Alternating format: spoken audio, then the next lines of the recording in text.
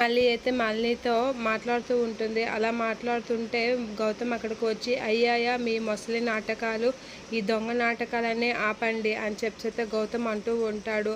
ఆ మాటలు విన్న మళ్ళీ అయితే షాక్ అవుతూ ఉంటుంది. ఇక మాలిని అయితే అలా చూస్తూ ఉంటుంది. మీ నాటకాలు ఆపండి, నీ గాలి కూడా నా బెడ్ మీద పడనివ్వను అని చెప్పి మాలినితో గౌతమ్ అయితే అంటూ ఉంటాడు. అలా అని మాలిని చేపట్టుకొని అయితే గౌతమ్ బయటకైతే వెళ్ళిపోమని చెప్తూ ఉంటాడు. అలా మాలినిని బయటికైతే గెంటేస్తూ ఉంటాడు గౌతమ్ అని ఎంత అన్నా వినకుండా గౌతమ్ బయటికి నెట్టేస్తూ ఉంటాడు. ఇక నేను నా బిడ్డ కోసం ఎక్కడికైనా వెళ్తాను, కోర్టుకి వెళ్ళైనా నా బిడ్డని నేను రక్షించుకుంటాను, నా బిడ్డ కోసం ఏదైనా చేస్తాను, నీకు మాత్రం నా బిడ్డని దక్కనివ్వను అని చెప్పి గౌతమ్ అయితే అంటూ ఉంటాడు. ఆ మాటలన్నీ విన్న మాలిని అయితే షాక్ ఏం చేయలేక అక్కడి నుంచి అయితే వెళ్ళిపోతూ ఉంటుంది. ఇక గౌతమ్ అయితే నువ్వు ఏం చేయలేవు, నా బిడ్డను మాత్రం నీకు దక్కనివ్వను, కోర్టుకి వెళ్ళి ఏం చేయాలో అదే చేస్తాను అని చెప్పి అయితే గౌతమ్ అంటూ ఉంటాడు. ఆ మాటలకి షాక్ అయిన మాలిని అయితే ఏమనకుండా అక్కడి నుంచి వెళ్ళిపోతూ ఉంటుంది. మళ్ళీ కూడా ఏం షాక్ అవుతూ ఉంటుంది, గౌతమ్ ఏంటి ఇంత దీనిగా ప్రవర్తిస్తున్నాడు అని.